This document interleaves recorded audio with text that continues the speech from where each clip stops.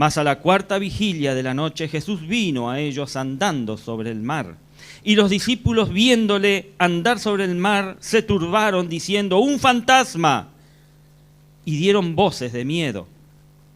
Pero enseguida Jesús les habló diciendo: tened ánimo, yo soy, no temáis. Entonces les respondió Pedro y dijo: Señor, si eres tú, manda que yo vaya a ti sobre las aguas. Y él le dijo: ven. Y descendiendo Pedro de la barca, andaba sobre las aguas para ir a Jesús. Pero al ver el fuerte viento tuvo miedo, y comenzando a hundirse, dio voces diciendo: Señor, sálvame. Al momento Jesús, extendiendo la mano, asió de él y le dijo: hombre de poca fe, ¿por qué dudaste? Y cuando ellos subieron a la barca, se calmó el viento. Entonces los que estaban en la barca vinieron y le adoraron, diciendo: verdaderamente eres Hijo de Dios. ¿Qué hacer en medio de la tormenta, mi hermano? Hay momentos, sí, por supuesto, confiar, pero no es tan sencillo.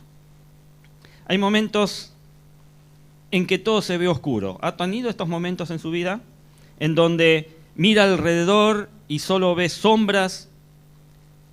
Mira alrededor y no hay luz en ningún lado.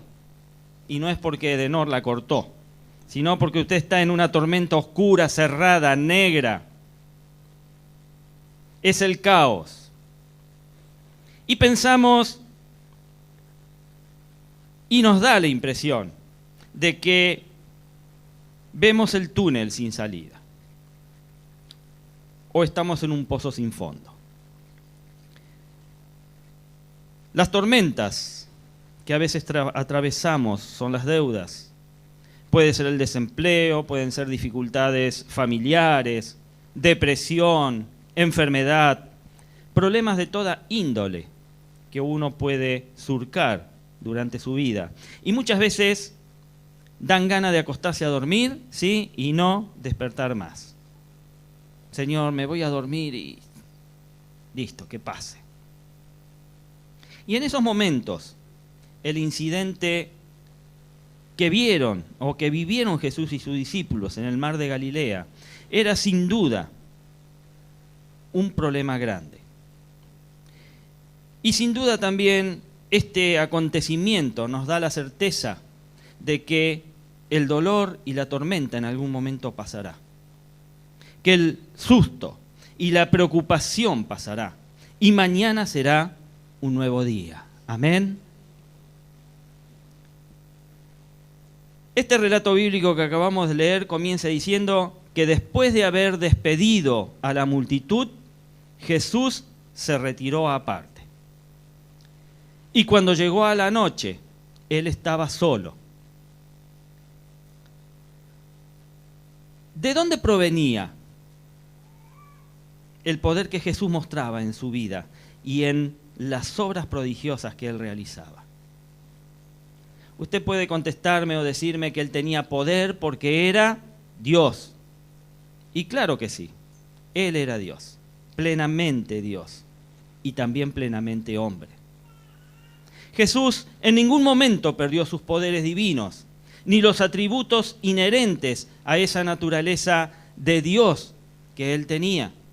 Pero cuando el Hijo vino a esta tierra, estableció un pacto de amor con su Padre Celestial. Y según este pacto, él nunca usaría sus poderes divinos sin el consentimiento de su Padre. Por lo tanto, el poder de su vida y los milagros que provenían del hecho de ser Dios, también provenían de su constante comunión con su Padre. Porque no nos olvidemos que Él era hombre y que llevaba, si bien era Dios, llevaba consigo esa naturaleza humana. Y como hombre, dice la Biblia que Él no conoció pecado. ¿Cómo hizo esto? Pues esto lo logró sometiendo esa parte humana, ¿sí?, a tener una constante comunión con su Padre, a respetar ese pacto que él había hecho con su padre, que no iba a usar sus poderes divinos sin el conocimiento de su padre.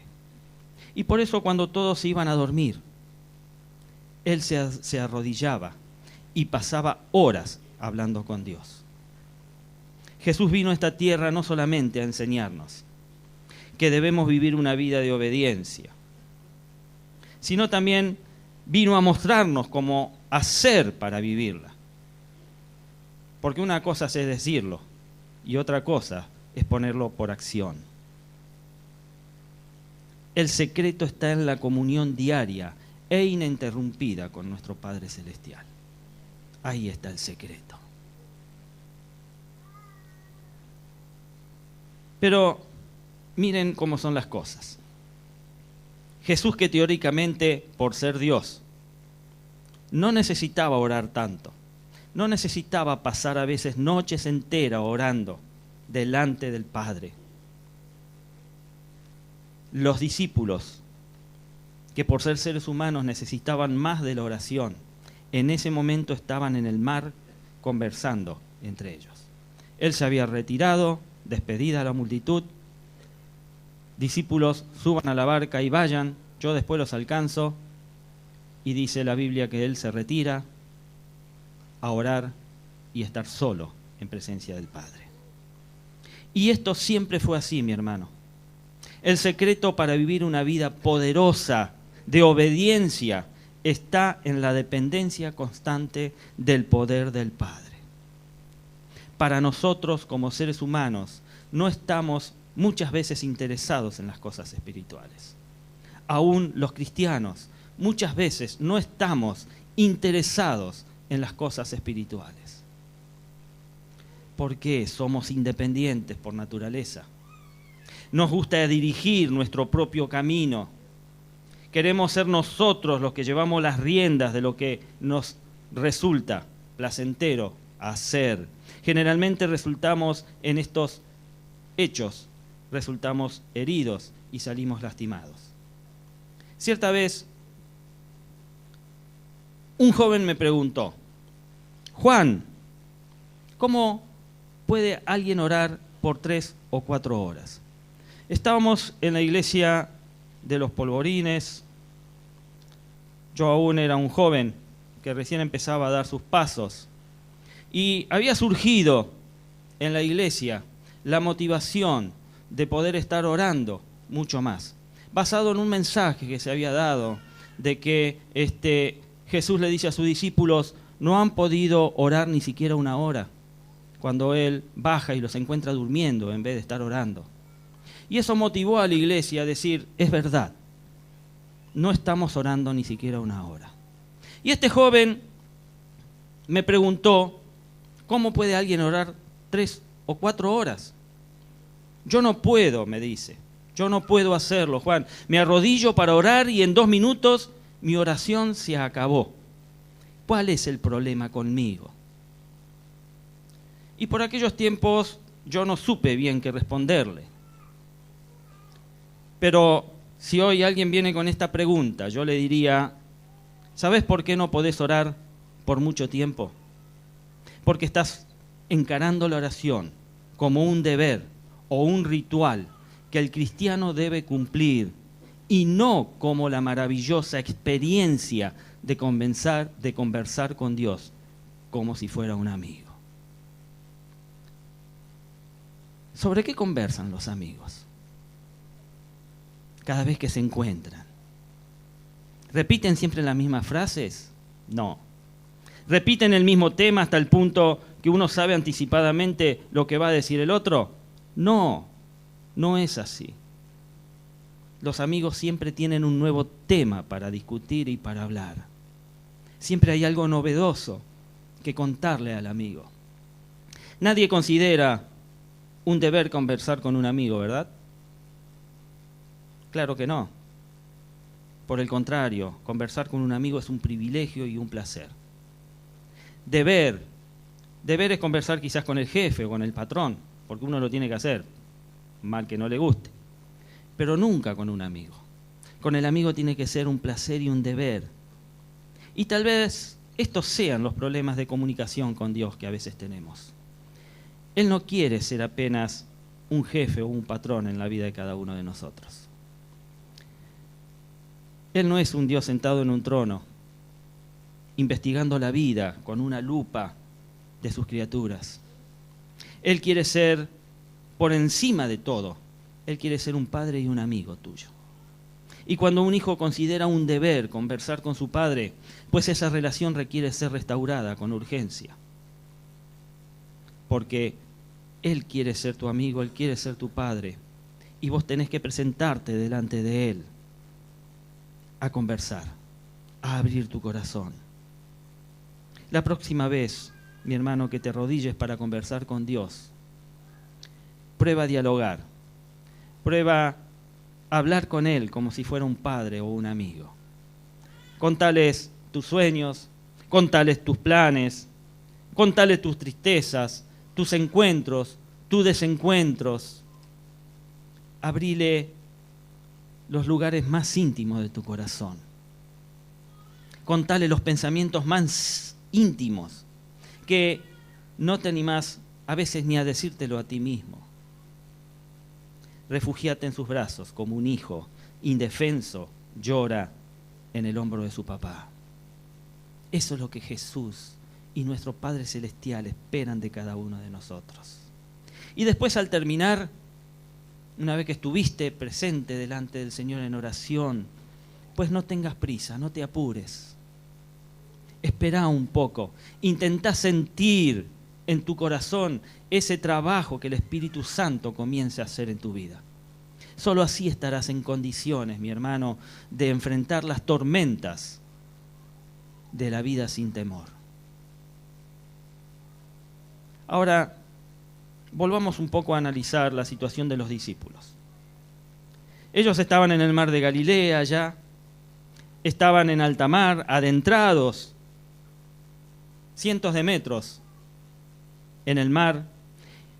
Era ya tarde en la noche y el cielo de pronto se oscurece completamente. Se pone negro.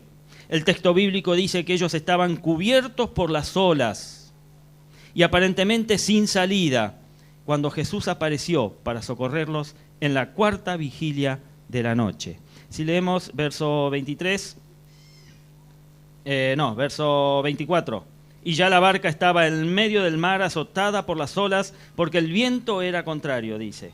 Mas la cuarta vigilia de la noche Jesús vino a ellos andando sobre el mar. Los judíos en aquel tiempo dividían la noche en 4 vigilias, en 4 periodos. La primera era de las 6 a las 9 de la noche. Esa era la primera vigilia. De las 9 a las 12 de la noche era la segunda vigilia. De las 12 a las 3 de la mañana, la tercera vigilia. Y de las 3 de la mañana a las 6 de la mañana, en donde ya iba a salir el sol, se cumplía la cuarta vigilia. Ahora, ¿qué hora pensás que era cuando apareció Jesús? La Biblia dice que era la cuarta vigilia cuando Jesús aparece caminando sobre las aguas.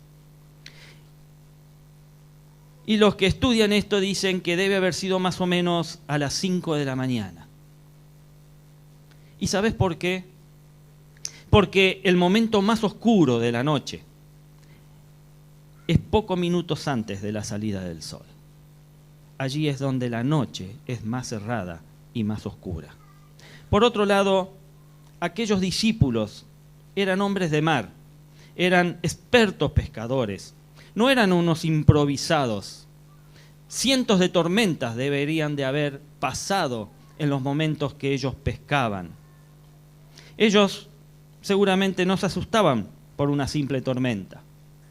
Imagino que cuando la tormenta comenzó, ellos no se amedrentaron. Dijeron, bueno, una tormenta más. El agua entraba en la embarcación, pero ellos la sacaban inmediatamente, como acostumbraban a hacer. No obstante, las horas pasaban y la tormenta no cedía. Arreciaba cada vez con más fuerza. Y a la medianoche la situación se ponía seria. Aún tenían el control de las cosas. Ellos todavía tenían el control de la situación. Sin embargo, el tiempo seguía pasando. Las 2, las 3, las 4 de la mañana, la tormenta no cedía. Y como ellos resistieron la tormenta hasta agotar sus fuerzas, ellos estuvieron luchando en la barca contra el viento y las olas con todas sus fuerzas. Y sabés una cosa, vos podés resistir las dificultades de la vida hoy, las podés resistir mañana, las podés aguantar pasado, podés enfrentarlas con vigor por un tiempo, pero si eres un ser humano normal, y yo creo que lo sos, vas a llegar a experimentar momentos de desánimo, de zozobra y de debilidad. Y eso fue lo que sucedió con los discípulos. Los discípulos estuvieron luchando contra la tormenta muchas horas, y en la cuarta vigilia, en el momento más oscuro de la noche, sin más fuerzas para luchar, ya cansados, extenuados, y después de haber pasado la noche entera sin dormir, bajaron los brazos y se entregaron a las circunstancias. Y en medio de aquella tormenta no se veía la luz, en medio de aquella tormenta no había salida, y precisamente ahí fue cuando apareció Jesús. Decía amén. Amén. Gloria al Señor, porque Él está justo siempre en el momento que lo necesitamos.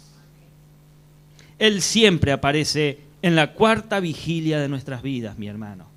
Por lo tanto, si estás viviendo uno de aquellos momentos en que parece que ya no hay más fuerzas, si ya has intentado y has hecho todo para salvar quizás tu matrimonio, para sacar quizás a tus hijos de la triste situación en la que se encuentren, si ves las olas de deudas cubriendo tu casa por la cual luchaste toda tu vida y estás aparentemente sin salida, pues presta atención. Hoy yo te digo, alegrate, mi amigo, alegrate, porque Jesús está por aparecer en cualquier momento. Él siempre aparece en el momento más oscuro. Sí, aplaudí al Señor. Aplaudí al Señor, porque Él siempre va a aparecer en el momento más oscuro de tu vida. En la cuarta vigilia, allí Él va a venir a vos. Ahora, ¿pero por qué? ¿Por qué permite que yo llegue al límite de mis fuerzas? ¿Por qué permite que yo luche y luche y luche y luche y cuando ya esté desfalleciente y me encuentre sin salida, Él aparece? Y la respuesta es porque cuando tengo fuerzas, mi hermano, generalmente no le doy lugar a Jesús. Y prefiero luchar solo. Prefiero luchar con mis fuerzas.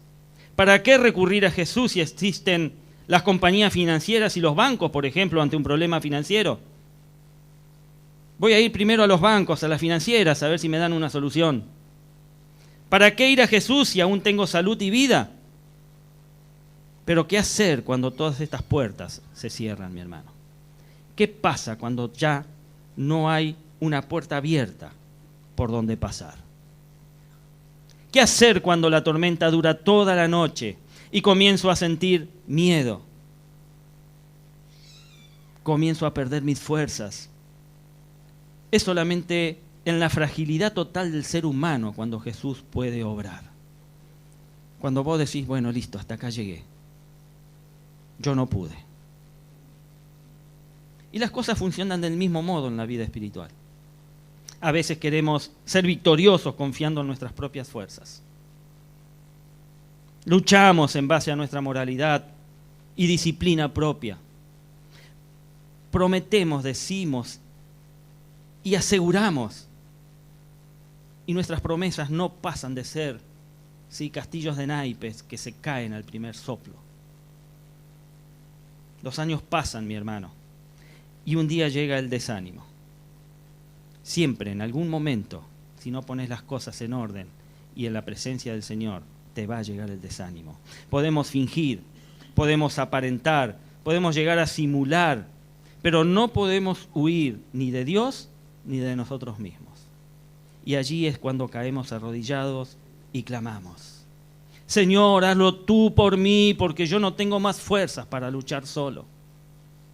Y en aquel momento, en la cuarta vigilia, en el momento más oscuro, cuando pensamos que nunca lo vamos a conseguir, Jesús completa la obra de salvación que un día inició en nuestras vidas. Amén. El apóstol Pablo ilustra de manera dramática la lucha espiritual del ser humano. Pablo nos dice y nos aconseja que crucifiquemos al viejo hombre. Y presta atención, porque quizás esto te abra la mente un poco. Muy bien, Pablo nos aconseja y nos dice: crucifiquemos al viejo hombre. Ahora, mi hermano, toma un martillo y clavos y trata de crucificarte solo. Quizás podrás clavar tus pies, tal vez vas a clavar una de tus manos, pero ¿cómo clavas la mano que queda? Si tenés una mano ya clavada, vas a poder pasar quizás toda la vida intentándolo y nunca lo vas a conseguir. Y en la cuarta vigilia de tu vida, allí cuando ya te des por vencido, si pides ayuda, Jesús va a aparecer y terminará la obra. Él va a crucificar, clavar tu mano al madero que quedaba libre. En otra ocasión, Pablo ilustró la lucha del cristiano diciendo que debemos ser sepultados. Y nuevamente, intentá sepultarte a vos mismo, mi hermano. Cavá la fosa, acostate y a ver cómo haces para sepultarte. ¿Cómo haces para agarrar la pala y tirarte tierra encima? Una y otra vez, a lo largo de toda la vida, intentarás hacerlo. Y no conseguirás hacerlo. Pero si estás cansado de luchar solo, clama a Jesús, porque Él va a venir y hará lo que vos nunca fuiste capaz de hacer por tus propias fuerzas. Él es el que te va a crucificar, a ayudar a que termines crucificado. Solo no lo vas a poder hacer. Nuestra naturaleza humana va a luchar y a intentarlo y no lo vas a lograr. Y si querés sepultar ese viejo hombre para que renazca el hombre nuevo, pues solo tampoco vas a poder hacerlo. Vas a necesitar la ayuda eficaz de Jesús en tu vida. Y espero que cuando Jesús aparezca, vos estés preparado para recibirlo. Porque el pasaje nos da a entender que los discípulos no lo estaban. Jesús venía a salvarlos y ellos gritaron asustados: ¡es un fantasma! No sé cómo esperaban ellos que Jesús apareciese en sus vidas, en ese momento en donde lo necesitaban. Lo que sí sé es que nunca imaginaron que Jesús llegaría caminando sobre el agua. Jesús no aparece como nosotros creemos que debe aparecer, sino como Él en su sabiduría sabe que debe hacerlo. Tal vez nunca entenderemos sus planes, pero podemos saber que lo que Él hace es para bien de sus hijos. ¿Crees esto? Pues decía amén entonces. Y tal vez es fácil decir esto. Es fácil decir que Él hace y lo que Él hace es para beneficio de sus hijos. Es sencillo decirlo, porque quizás en ese momento disfrutás de buena salud y quizás en ese momento estás disfrutando de las bendiciones de Dios que son abundantes en tu vida. Y entonces es fácil decir, Él hace y lo que Él realiza en mi vida es para beneficio de sus hijos. Es una frase que a veces acuñamos y la utilizamos como muletilla. Pero imagínate por un momento un cuadro como este. Hoy apelo a tu imaginación. Tu hijo sufre un accidente y el médico te llama aparte, coloca su brazo en tu hombro y te dice: amigo, solo un milagro puede salvar a tu hijo. Inmediatamente te arrodillás y pasás horas en oración. orás con fe, estás pasando el momento más oscuro de tu vida y tenés la certeza de que Dios no te va a fallar. Señor, salva a mi hijo. Orás de rodillas y con lágrimas. A la mañana siguiente,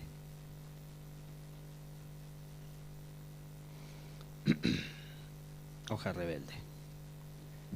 A la mañana siguiente corres hacia el hospital. Y en el pasillo encontrás al médico que con tristeza te dice: hicimos lo que pudimos, pero su hijo murió. En el momento más oscuro de tu vida clamaste al Señor. Y mi pregunta es: ¿apareció Él o no?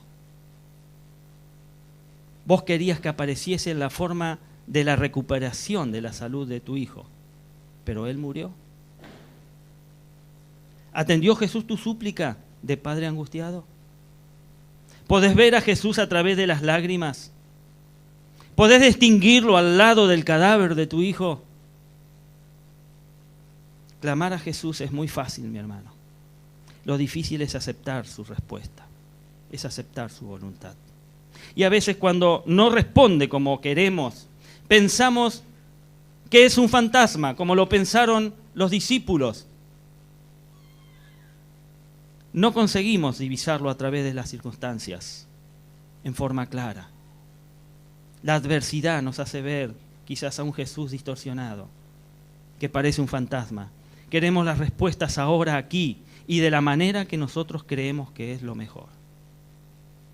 Pero Jesús apareció en la vida de sus discípulos soberano, como Él es, andando sobre las aguas. Y allí fue donde brilló la figura del discípulo Pedro. Señor, dijo, si eres tú, manda que yo vaya a ti sobre las aguas. Y Jesús le dijo, ven. Él siempre, mi hermano, está diciéndonos, ven. Él siempre te está diciendo, vení.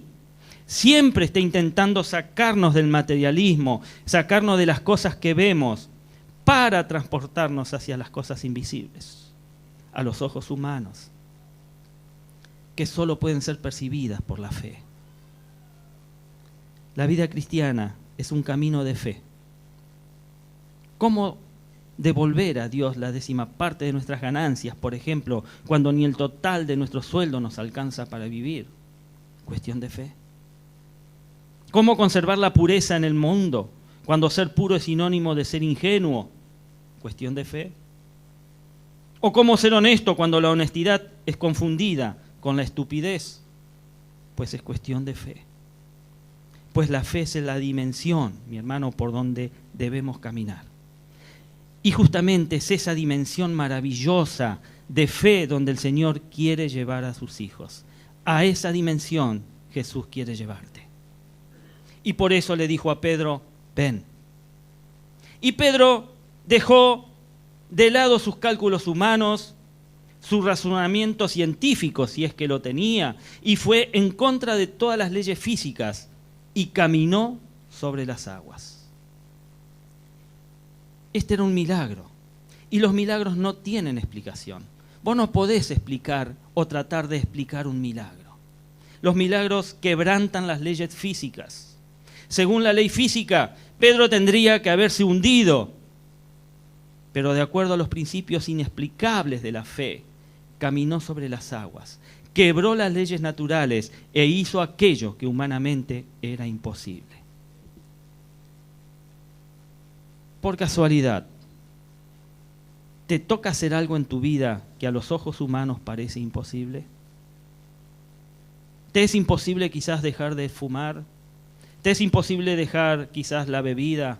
¿Te es imposible abandonar las drogas o dejar la pornografía, por ejemplo? Vos sabés que te están destruyendo.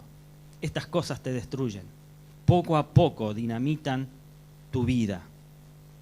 ¿Has intentado dejar todo eso? ¿Has hecho todo lo que tus fuerzas te permitieron, pero sin éxito? Bueno, yo te digo, ¿qué tal si pruebas en este momento oír la voz de Jesús que te dice, ven, salí de tu fracaso, Dejá la mediocridad, desechá los prejuicios y abandoná los temores y ven al encuentro de Jesús. Así de sencillo. Y en cierta ocasión, hace un tiempo, vino a verme un hombre, que este hombre le era infiel a su esposa. Luchaba inútilmente contra este hábito, este sentimiento que parecía ser imposible de vencer. Este hombre había prometido 1000 veces que todo iba a cambiar, pero sus promesas duraban poco. Cuando vino a hablar conmigo estaba prácticamente resignado y aceptaba la derrota como algo inevitable. Yo le pregunté, ¿por qué no dejas todo en las manos de Dios? Y él casi con desesperación me responde, ya lo hice, pastor, pero no dio resultado. ¿Cuánto tiempo pasas con Dios cada día en oración y leyendo la Biblia?, pregunté. Y confirmando lo que ya suponía, él respondió, pastor, ya no tengo ganas de orar ni de leer la Biblia. ¿Qué significa para vos dejar todo en manos de Dios? ¿Qué significa para vos dejar todo en manos de Dios? ¿Cómo puede alguien pensar que está confiando y fijando sus ojos en Jesús si no pasa tiempo con Él? Es fácil confundir entrega con mediocridad espiritual. Entrega, mi hermano, significa mirar a Jesús y decir, Señor, no tengo fuerzas para vencer este o aquel hábito. No logro cumplir mis promesas. No puedo, y porque no puedo, por mí mismo vengo a vos y paso horas hablando contigo y contándote acerca de mi insuficiencia. Entrega, mi amigo, mi hermano, no es simplemente cantar una canción, no es simplemente orar 5 minutos por día, o ir alguna que otra vez a la iglesia. Eso no pasa de ser mediocridad espiritual. No es así que se mira a Cristo. Y no ese es el modo que conseguirás realizar lo imposible. Pedro fijó sus ojos en Jesús y logró caminar sobre las aguas. Logró hacer algo que era imposible. ¿Cómo puedes fijar los ojos en Cristo y vencer el mar de dificultades que te rodea? Pues primero, pasa tiempo cada día para conversar con Dios. Tómate el tiempo. Dedícale un tiempo a conversar con Dios. Abrile tu corazón. Y cuando esto suceda, cuéntale quién eres tú. Y no es porque Él no lo sepa, Él lo sabe. Cuéntale lo que estás sintiendo, que Él también lo sabe. Y contale cuáles son tus luchas diarias, que también Él las conoce. Pero Él quiere escucharlas de tu boca. Quiere que vos se las presentes delante del Señor como acto de rendición, diciendo, Señor, yo ya no pude. Acá tenés el paquetito. Ocúpate vos. El segundo lugar, abrí cada día la Biblia. Alimentate de la palabra de Dios. Lleva el libro sagrado, la Biblia, a la primera persona del singular. Aplica cada versículo leído a tus necesidades presentes. Coloca tu vida en las páginas de la Biblia, mi hermano. Cuando leas sobre Daniel, vos sos Daniel. Cuando leas sobre Moisés, vos sos Moisés. Cuando leas sobre Josué, vos sos Josué. Cuando leas las cartas de Pablo, vos sos Pablo. Imagínate en la corte del rey de Babilonia como Daniel luchando por tu fe y trae la historia hacia el presente, hacia tu presente. ¿Cuál es la corte que vos debes enfrentar hoy? No leas la Biblia como si fuese apenas un deber cristiano, porque lo tengo que hacer, porque me preguntan y no puedo mentir, entonces leo un poquito como para tener la excusa de decir que la leí. Léela como la carta de amor que Jesús dejó para vos. La tercera manera de conversar, de conservar los ojos fijos en Cristo es participar de los cultos de la iglesia, de congregarte, reunite con otros cristianos, canten y oren juntos. Para eso trabajamos a través de las células, para que en la semana tengas esa posibilidad de alimentarte a través del estudio de la palabra de Dios y comprometerte con la vida y las actividades de la iglesia. Por más que sientas a veces que siempre oís las mismas cosas, volvé a la célula, volvé a congregarte. A pesar de que a veces notas incoherencias en la vida de algunos cristianos, que te fallan como hombres, seguí participando de las reuniones y vas a creer en tu fe. Vas a hacer crecer tu fe. Y el cuarto consejo para mantener los ojos fijos en Cristo es tal vez el más desatendido, al que menos importancia a veces le damos. Muchos cristianos limitan su vida, sí, a un devocional de todos los días, a la oración, a leer la Biblia, a cantar, a congregarse, pero nada más. No dedican tiempo para contar a otros las maravillas que Jesús hace en sus vidas. Y está comprobado que el cristiano que no testifica, tarde o temprano, pierde las ganas de orar y de leer la Biblia. Si yo ahora dijera, a ver, ¿quién tiene un testimonio para contar? Pues esperaríamos largos minutos y quizás nadie se animaría a hacerlo. Le cuesta al cristiano testificar las cosas que Dios realiza en sus vidas. Y no testificar debilita la vida espiritual. Y no permite que tu célula se desarrolle, crezca y se multiplique, porque la célula se alimenta de tu testimonio. Vos querés traer personas nuevas a la célula, pues tu testimonio es el que las va a pescar y las va a traer a la célula. Testificar no es una opción. Testificar debe ser la necesidad que como cristianos debemos tener. Si vos me decís, estoy vivo pero no respiro, pues tendré mucha dificultad en creerte. Y si vos afirmás, soy un cristiano pero no testifico, es igualmente difícil de creer y de comprender. Porque no existe un cristiano sano en la vida de una persona que no le cuenta a otros acerca del amor de Jesús. El testimonio diario crea en vos la necesidad de buscar a Jesús a través de la oración y del estudio de la Biblia. El testimonio es el conservante de la experiencia espiritual que todos los días vos tenés con tu Señor. Pedro fijó sus ojos en Cristo y fue capaz de caminar sobre las aguas. No veamos aquel incidente como una historia más, mi hermano. Puede ser una experiencia de vida para vos en el día de hoy. Hoy Dios te da la oportunidad de fijar tus ojos en Cristo y de lograr lo que hasta ahora te parecía imposible. Amén.